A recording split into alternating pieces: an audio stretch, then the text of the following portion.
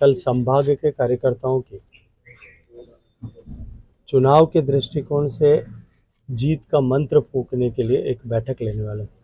एक विशेष श्रेणी के कार्यकर्ताओं के साथ में वो 3-3 जिलों के कार्यकर्ताओं की टोली में 2 बार उन सबसे संवाद करेंगे, चुनाव की तैयारियों की समीक्षा करेंगे।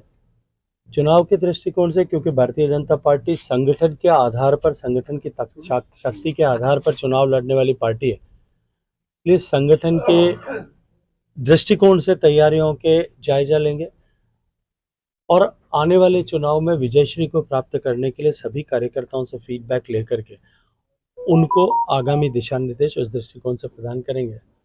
मैं ये मानता हूँ कि माननीय नड्डा जी का प्रवास, माननीय प्रधानमंत्री जी ने जहाँ एक तरफ पूरे पश्चिमी राजस्थान में अपने शब्दों के माध्यम से, अपनी उपस्थिति से एक नई ऊर्जा का संचार किया था, माननीय नड्डा जी के इस प्रवास से संगठन को एक नई धार और पैनापन मिलेगा। सर, रात को आप तो शहर के भीतरी इलाकों में पुरानी हत्या याद आ गई थी, रात को 12-1 बजे तक। देखिए, मैं समय पर जोधपुर आ गया था कल जयपुर से, तो कई दिन से कार्यकर्ताओं के साथ मिलना नहीं हुआ था, तो गया था सहज भाव से। न तो उसके पीछे कोई राजनीतिक मोटिव था, न और कोई उद्देश्य था।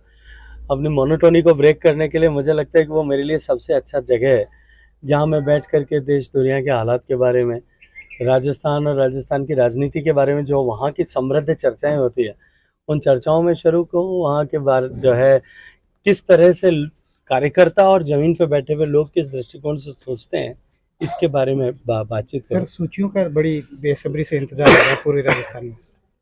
अभी तो मुझे लगता है कांग्रेस की इंतजार करना चाहिए। हम तो एक घोषित कर चुके हैं, समय आने दीजिए, दूसरा भी आ जाएगा। सर एसओजी जो नोटिस दिया अभी वापिस वित्तीय लेनदेन को लेकर कितना जो है हास्यास्पद है।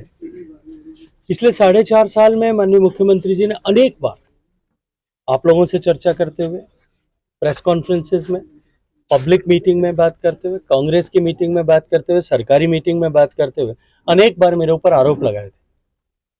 पहली बार 2019 से लेकर के अब 2023 के अंत में जाकर के 4.5 साल बाद में पहली बार मुझे अपने खातों की डिटेल देने के लिए नोटिस दिया गया कि आप लिखित में एक बार अपने खाते की डिटेल दें।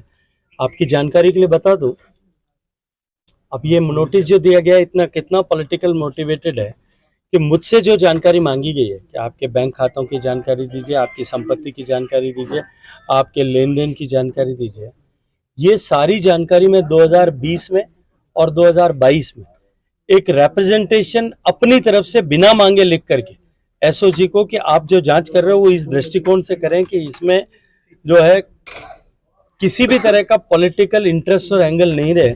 ये सारी जानकारी विद ऑल डॉक्यूमेंट्स में 2 बार पहले भी दे चुका हूँ, बिना मांगे भी दे चुका हूँ। क्या गजेंद्र सिंह शेखावत चुनाव लड़ेंगे? देखिए, मैं तो, मेरी कोई इच्छा है न, मेरी कोई आकांक्षा है, न मेरी कोई महत्वाकांक्षा है। पार्टी का निर्देश, मैं तो पार्टी का सिपाही हूँ।